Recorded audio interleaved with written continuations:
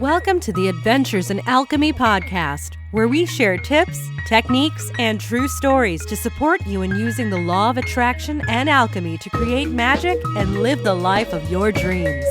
Here's your host, the founder of DailyAlchemy.com, Michelle Martin Dobbins. Hi, this is Michelle Martin Dobbins with DailyAlchemy.com. And today I want to talk to you about a thing called typos. And why would I be talking about typos on a spiritual podcast? That's crazy, right? And actually, I'm not just talking about typos, but that's a part of it. And to all you editors out there, I love you very much, and I am not here to get down on you at all. But I want to talk about two sides of one coin. And one side is the person who always finds the typos or the negative or the bad. And the other side is when you're that person and people are finding that in you and how to respond. But first I want to talk about the people who find the typos all the time. And actually, I do appreciate when people tell me that I have a typo in a post, because I post a lot of stuff. And in all honesty, I'm becoming a better self-editor, but I'm not the best self-editor because my brain wants to read it the way it thinks it is and just skips right over the typos. So, but I do appreciate it. But then sometimes I notice that I get certain people who will be really helpful and send it to me. And like, that doesn't bother me at all. I love that. When somebody's being supportive and trying to help me look better and give me either information on a typo or something more that I can share, or correct me on something that I may have made a mistake on. That's wonderful support. But you know, when you get those things where it's like they're not there to support you, they're just there to show you that they found a mistake that you made, and they're just kind of thrilled with that. And that used to really upset me. And now I've got to the point where I'm like, and someone recently sent me something like that I had a typo, and I was like, yeah, but the content was awesome, right? I mean, did you get something out of that? So I'm just wondering, that's not something that I normally do myself. I may notice people's mistakes, and if I feel like it's in a place that they really need to fix it, then I'll send it to them. But if it's like in an email that they sent out, that's like a one-shot deal, and it's not going to be up on their website forever. I'm thinking everybody's like me. We're busy people. We send it out. People see the typos, but they don't hold it against us because they know that we're doing lots of things.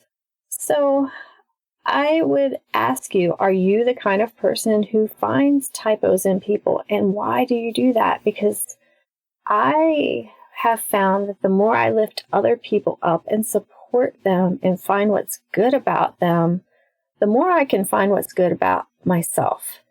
And so if you're finding fault with others, not just typos, but just anything, if you're going through life and you're finding fault with others, are you finding fault with yourself? Because a lot of things in our lives are mirrors. So if you find that you spend time talking about the negative things about other people, with other people, or just thinking about the negative things with other people, or if you get excited because you have the opportunity to tell someone they made a mistake, then you might want to reconsider, because you're giving that energy of focusing on what's wrong.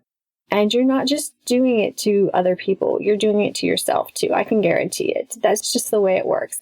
And not to be ugly, but the people who have pointed out mistakes that I've made, not people who have been supportive and sharing things to help me out, but people who are just like, haha, you made a mistake. I don't see a lot of content or a lot of things that they're doing in their life because they're too busy looking around trying to find other people's mistakes. And so if you're doing this and you're not living the life that you love and you're not manifesting everything that you want, then I think that you might want to start on a plan in 2016 to focus on what's good in everyone, what's good in yourself, and what's good in others. Because, ta-da, what we focus on, we get more of, right? We know that. So that is my spiel on people who find the typos.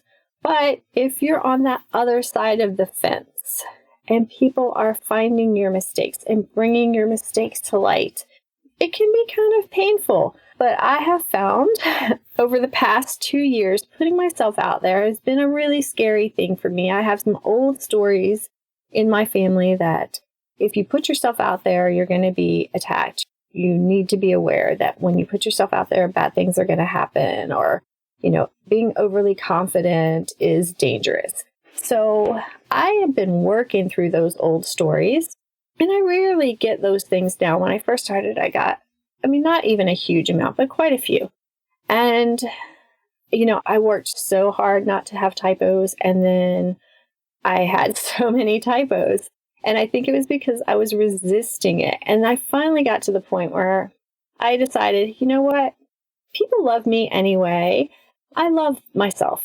That's kind of back to that old practice I think I talked about in one of the other podcasts of loving yourself for who you are. And I love that about me. I make typos and I'm okay with it. I'd rather not have them. Of course, I want my writing to flow smoothly. And definitely I love my editors who find them for me before it goes out, but I don't have time to have everything edited because so many things go out every week. So if you find that people are finding fault with you and it hurts, I'm going to say it's a good thing. And it's a good thing because you get that process. You get to go through the process of learning how to be okay with that. And I know I'm here to tell you, you can't just say, I'm okay with that, and you'll be okay with that. It doesn't really work that way, because I started, when people would put something negative on my Facebook page, I would cry. I'm not kidding. I'd been called the Antichrist and all kinds of crazy things and sent some really nasty things. And it really hurt those first few months when I was out doing things. But I focused on the people who were nice and the people who were positive and gave me good feedback. And, like I said, I don't mind people saying you could do this better this way, and they're doing it in a helpful way. That's totally cool. But those things really hurt. And so I decided to change my story about it. And I decided I was definitely going to focus on the people who mattered. And I always just did not engage those people who were negative. I would just ban and delete them. And in fact, I broke my cardinal rule the other day on Twitter. Someone had put something negative, and I tried to I'm okay with people saying, well, I think it's this way, and we can have a dialogue, and it's kind of interesting, and you can learn something because I love to learn. But when somebody's just when they're that person who's just trying to point out that you're wrong.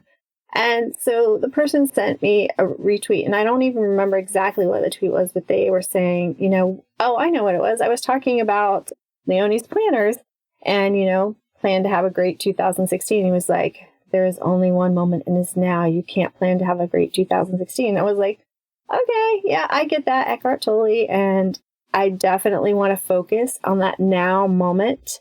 And right now is the only time I can do something, but I can plan too. And sometimes those plans are important. So, I just lightheartedly replied that I agree that the now moment is the only moment that we have power in, but we can still use that now moment occasionally to plan for the future. And then I kept getting tweets where he replied negatively. And I was like, oh, is this a game I want to play? Is this where I want to spend my time? And I happened to just click on the profile, and I went through his profile and read through, and it was all negative replies to other people's tweets, not just mine, 30 or 40 different, all the tweets were just well, you're wrong because this, well, you're wrong because that. And I was like, whoa. And this person was supposed to be a spiritual person. And I'm like, ban and delete. And remember, if it doesn't feel good, it's probably not good to engage. And we need to do that in our lives. And it's really easy to do on social media. And I know it's not as easy to do in real life when people are criticizing you. But if you practice this and you practice changing your story, changing the story that, the fact that you make mistakes is something you love about yourself. And it doesn't bother you when people point out your less than perfection. You're going to get to a point where it doesn't bother you. You're honestly going to get to a point where you're like me and people are like, you made a typo, and you're like, yeah, but wasn't the content great? And I don't say that to be a bragging person, but I'm just I'm trying to share things. And if I worry too much about being perfect, then I wouldn't reach the people that I've reached. And if I do try to strive to get better and have better content and better videos. And I'm working, one of my goals this year is to become a better speaker because I love doing this podcast. I love doing videos. And I've never done any speaking training. I'm sure you can probably tell, but I just jumped in because I wanted to share. I wanted to give somebody value, give them some little tips. Usually these are pretty short that they can use in their daily life. And if I worried that I don't have the right microphone, I don't know how to speak properly, I don't know how to do this, I would never do it. So I just had to start. And yes, I strive to be better at it, but one of the best ways to get better at something is just jump in and do it. So don't let the fear of if somebody pointing out your typos make you leave and not do. Don't make it put your head in the sand and quit what you're doing, because what you're doing is important. What you're doing has value. And when you're sharing your truth with the world and you're trying to be of service to the world, that is a powerful thing. So don't let those old negative stories cause you to stop doing that. Take a breath, let it know it's going to be okay. And if it hurts, just feel that and kind of stop the story. And do take a moment to know and remember that I've never had a case when somebody's been really negative to me that they're out there doing wonderful work in the world. It's usually the ones who are negative are just being negative to everybody and not really doing much else. So don't stop. Keep going. And if that person that makes you feel like you've made a big typo is in your real life world, same thing applies. I know you can't ban and delete them and move on, but you can learn how to work with it. I believe I've told this story before. I know I have somewhere, but I don't know if I have in the podcast, and I honestly have no idea which one it would be. And so I'm going to just give you a short story of how, my husband and I went through some times where he was really critical, and I felt like he was negative about everything. And I had learned from Jeanette Ma, the Good Vibe Coach over at goodvibecoach.com or goodvibeblog.com. She's fabulous. I had learned a technique from her, which was to say, I love that about me. Like whatever stressed you out about you, like I eat sugary cereal for breakfast. I love that about me. I watch too much TV. I watch lots of TV episodes. I binge watch on Netflix. Yeah, I love that about me. So anything that you thought was negative, that you would go ahead and love that about you.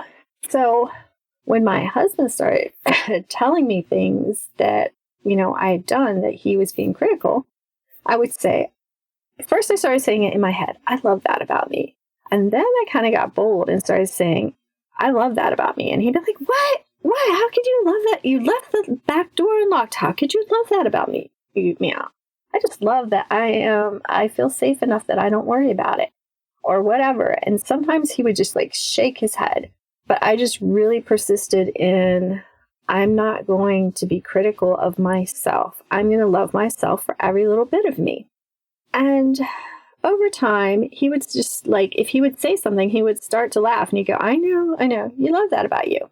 And then eventually it got to the point where he would say, you left the coffee maker unplugged, but I love that about you.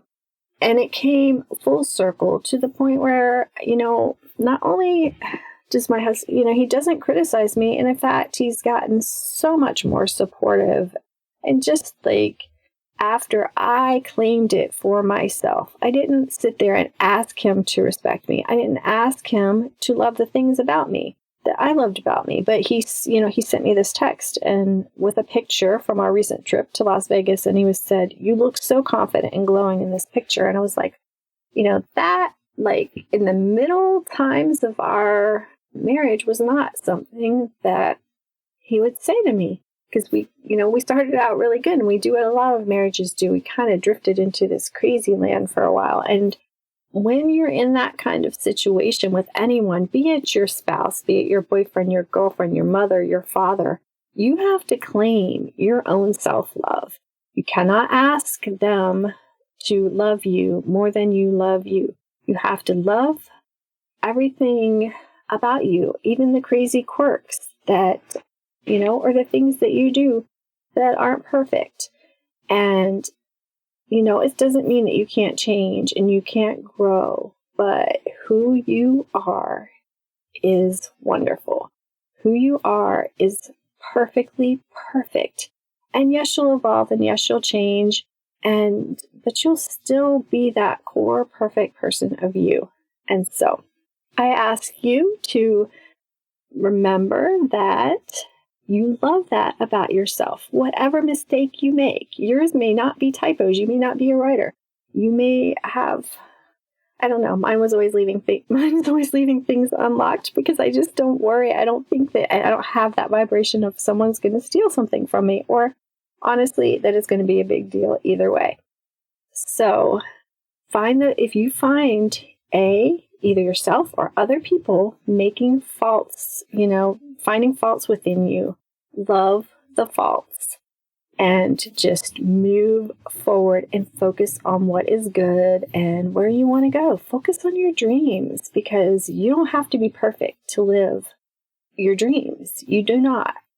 And in fact, I don't think you will be. And then once you reach one dream, you'll have another dream and you'll have new things to learn and new ways to grow.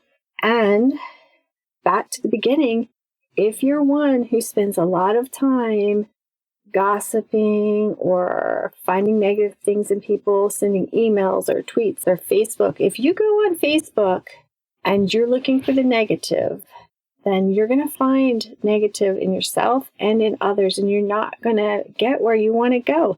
It's, law of attraction, spiritual growth, all these truth principles are telling you that is not the answer. And I know most people do that out of fear of going after their own dreams. But just stop, take a breath, and you just have to change that habit and take the time to focus on the things that are important to you, that you love. And, I'm not going to say that you wouldn't be afraid at first. And sometimes you just have to feel that fear and let it be okay, and then take a step forward. So that's my message for you guys today. We don't have to be perfect. We're wonderful right where we are. Typos and unlocked doors and laundry that you forgot to reboot and everything. So I want you to have a wonderful day. So go out and love every bit of yourself and focus on what's positive. Make some magic today and enjoy the journey. Namaste and big hugs from me to you, and I will see you on the next episode. This episode has been brought to you by the Magical Life Manifesting Club. It's a place where you can connect with other like-minded people and get support for your manifesting and learn all kinds of new ways to get in your vortex, in your happy place, and manifest more. There are courses like Body Love Alchemy, Meditation Alchemy, where you learn all kinds of ways to meditate. You don't just have to sit in lotus position. There's something for everyone there. We also have Relationship Alchemy, Love Alchemy, and so much more. Plus Reiki training. If you've ever been interested in learning how to do energy healing, you can currently get certified in Reiki Level 1 and Reiki Level 2 and get those attunements one-on-one with me, Michelle Martin Dobbins, when you become a member of the Magical Life Manifesting Club. And very shortly, within the next 6 months or so, we will be adding the Master Reiki level as well.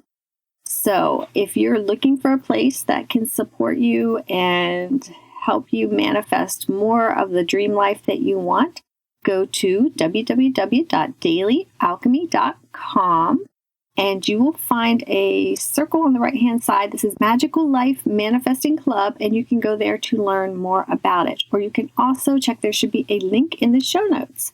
All right, have a wonderful day. Thanks.